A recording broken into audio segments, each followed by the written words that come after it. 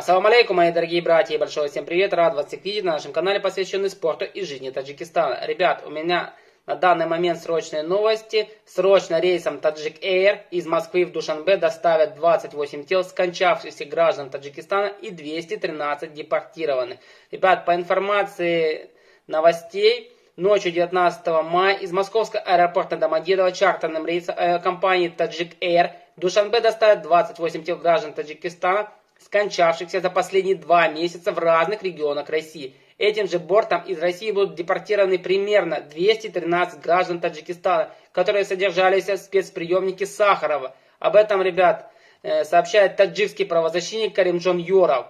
На анвай Табру аэропорта Домодедово указано, что рейс Таджик Air прибыл сюда в 21:30 по московскому времени, а вылет под номером G7G628 запланирован в 23:00 по московскому времени. Ранее российская сторона обвиняла Душанбе в том, что не идет на сотрудничество по вызову своих граждан, которые депортированы из Российской Федерации решением российского суда за нарушение миграционного законодательства. Некоторые из них сидят в спецприемниках уже по несколько месяцев.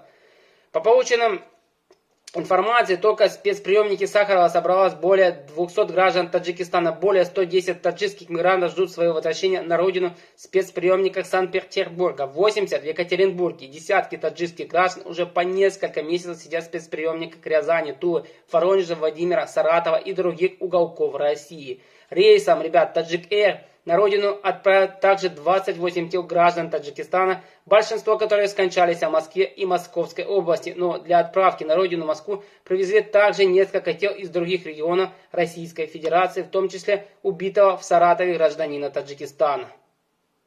Ребят, на данный момент такие новости, так что, ребят, борт Душанбе Москва и Москва-Душанбе все-таки есть, и будем надеяться, что в ближайшее время откроют авиасообщение между этими странами для того, чтобы ребята, мигранты из Таджикистана вернулись к себе на родину. Ребят, всем спасибо за просмотр, делитесь этим роликом со своими друзьями, ребят, подписывайтесь, кто с нами, нашей идеей и кто поддерживает наш канал. Увидимся в новых роликах. Всем пока.